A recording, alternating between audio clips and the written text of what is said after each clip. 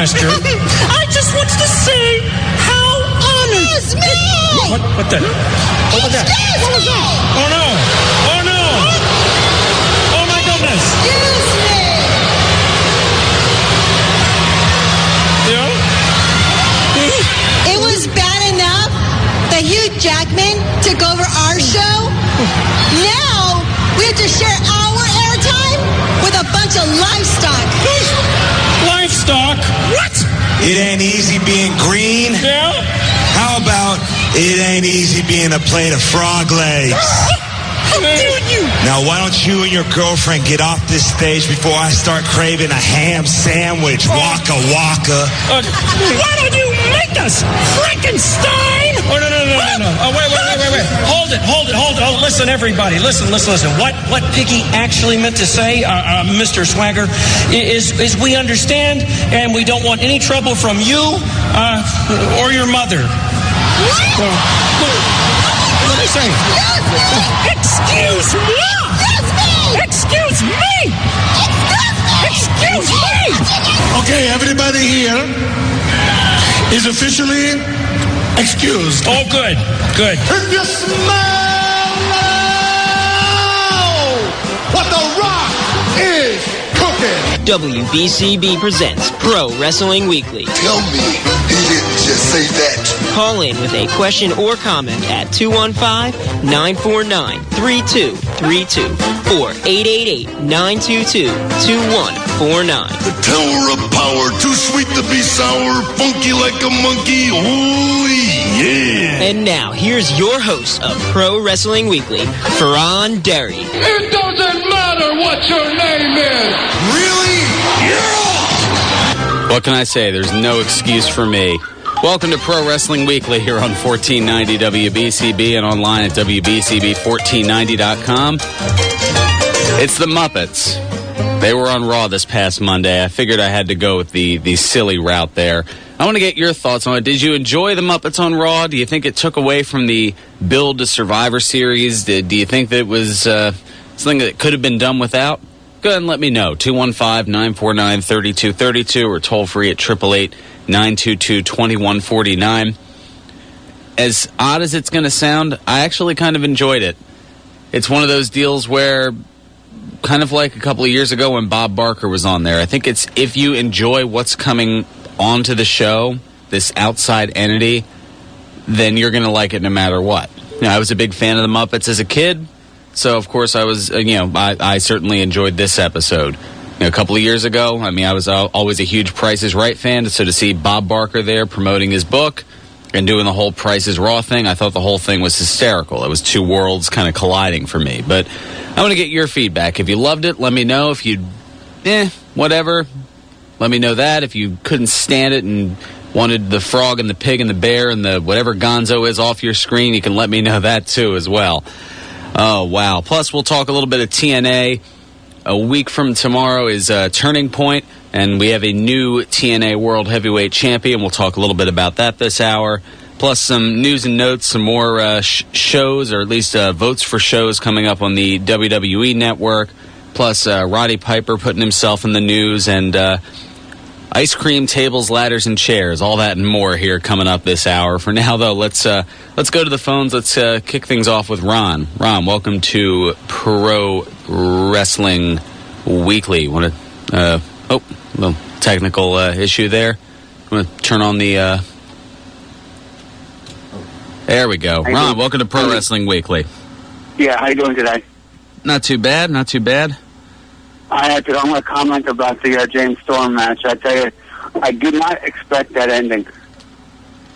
I knew, I feel like he was going to turn on him, but I didn't expect it to be on. That was a match that was for the pay-per-view. I tell you, it was a good match all the way through, and I just didn't expect the ending. I had a feeling that Robert Roode was desperate enough to win the belt, but to turn on his own partner, in the end, and then become a heel like that.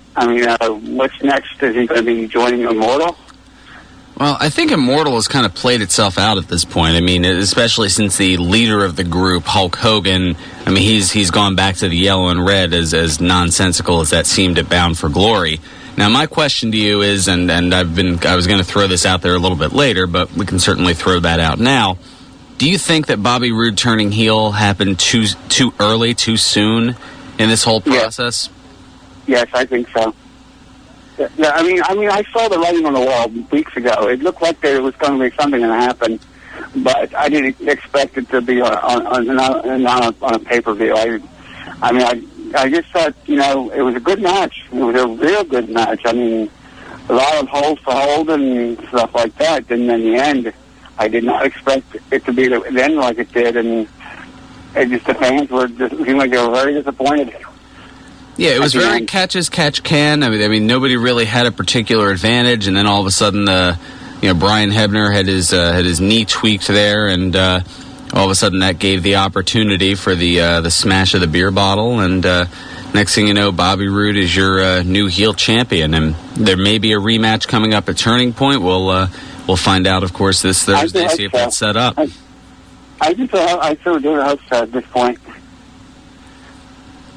But I don't know. This seemed like something. I mean, they could have stretched this out until probably lockdown in April. I mean, they could have done a lot of different things with it over the course of a few months, and it just seems like they went from building up Bobby Roode as this challenger to Kurt Angle. I mean, that was only 3-4 weeks ago, and now all of a sudden they've gone to his partner winning the title, and then kind of just skipping past the possible jealousy factor and all that to yet another title change. It just I don't know. Everything felt kind of rushed.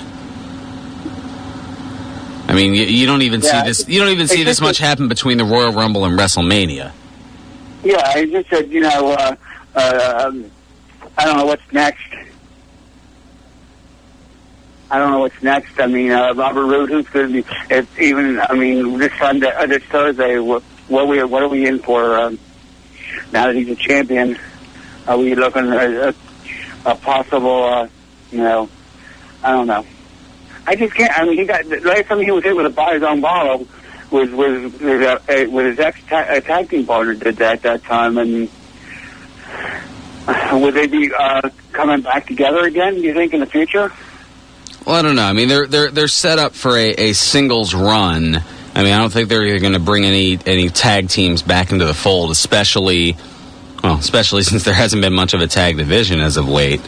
I mean, when you've got Inc. and Mexican America and maybe one or two others. I've seen something else good on writing for the pay-per-view. That Matt Morgan match. I mean, that I see that as a good match. Even main event status for them too. I mean, that was even good stuff on Thursday night. Well, here's one other question for you, Ron. Before we actually, I have two other questions. First of all, I mean, looking at James Storm or Bobby Roode, whoever comes out of this feud, who do you then see as a challenger to the title? Probably James Storm. Well, no, I mean, other than facing each other. I mean, somebody else. That's the number one contender. Yeah. That's tough. Bully Ray, maybe Anderson, maybe even Jeff Hardy. I mean, Jeff Hardy's ready enough to go back as a title contention again. Yeah, it definitely. Rob Van Dam even. You got a lot of choices. Yeah, it definitely leaves for a bit of a head scratcher, and we kind of led off with it here. What was your take on the Muppets on Raw? My take on that, it was funny, good stuff. I mean, it was hilarious. I kind of liked the one Muppet and Sheamus. Beaker and Sheamus. Look like Sheamus. Beaker and Sheamus separated at birth. Apparently, that was funny.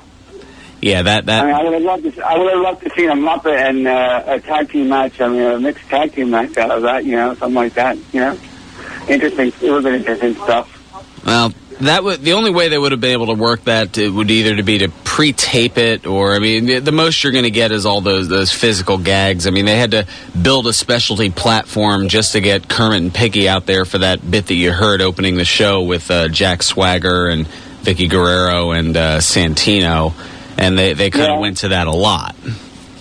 Well, it was good. I mean, I was reading on the internet. There's a in the internet it says that they're looking for a permanent general manager, and they can just submit your own name. And the thing, I actually put my own name in here to see if, just for the fun of it, just to see if I get an email saying that I could come down and become the Raw general manager. I mean, that would be interesting. But I mean, it's just something that they were looking for. They're looking for a permanent general manager that said to log into the website. So I logged in the website, and I just interesting. Take a chance. I mean, anybody would be better than John Laurinaitis. I don't like him. I'm sorry. He reminds me of the old days with McMahon. Let's see, Ron from Levittown or John Laurinaitis? That's a toughie. I mean, I may have to think about that over the break. That might. I don't like John. I never liked John Laurinaitis. I don't like the way he's going with things, and it's one night he's soft, and then he's not. So I would rather prefer somebody. I mean, Triple H was doing a good job, in my opinion. I know that they didn't get the respect he wanted, but yeah, well, he's going to be out with the obviously the sledgehammer shot from Kevin Nash. They said he's going to be out for the next 5 weeks. If he's going to be out, do you think they'll have a rematch between him and The Undertaker next WrestleMania? It's hard. I mean, that's definitely a ways to look down. They obviously have to set something up, but I mean, we haven't even seen The Undertaker since this past WrestleMania. So I know that's a question that comes up constantly. I follow Jim Ross's Twitter. That seems to come up multiple times a day. That questions about The Undertaker, questions about Chris Jericho. That seems to be frequent. Nobody has the answer to either of those. I also read that Mick Foley's. I'm thinking it's a rumor or not, but I'm reading that Mick Foley's planning on coming back to WWE and renewing the Rock and Sock connection for one more time. Well, they've been talking about that, and thanks for the call. We're gonna move on here, Ron. But Mick Foley. I mean, he just did a bit of his stand-up comedy tour that he's got going on over in England, and that's where the Raw crew happens to be at the moment. So, I mean, there was a little bit of a crossover there. There have been some advertisements which have since been pulled about what they called a Rock reunion, and Foley was advertised to be, I believe it was up in Boston, where Raw was going to be. But that obviously hasn't been set up as of yet, or at least hasn't been confirmed. Maybe they want to make it a bit of a surprise. Hard to say necessarily. Anyway, we're going to take care of our first bit of business. When we come back, we'll talk a little bit more TNA, give you the lineup that we've got so far. 5 matches set up for Turning Point. They'll more than likely put on another 3 or 4, or set up 3 or 4 of them this coming Thursday on Impact to give the full 8, maybe 9 match card as you're used to. Obviously, next week I'll have my predictions certain to go wrong. We still have a ton of news and notes, including some third quarter numbers from the WWE and a possible in-ring return from somebody who, well, you've had to hear probably too much of as of late. Can you dig that? All that and more, plus more of your phone calls as well. We'll also take a look at the Facebook feedback. You can take a look at the Facebook page, like us, WBCB Pro Wrestling Weekly. And, of course, you can also chime in via the phones, 215-949-3232, or toll-free at 888-922-2149. Those are the ways to get in. Plus, we'll get more of your thoughts on the Muppets on Raw as well, here on Pro Wrestling Weekly on 1490 WBCB and online at WBCB1490.com.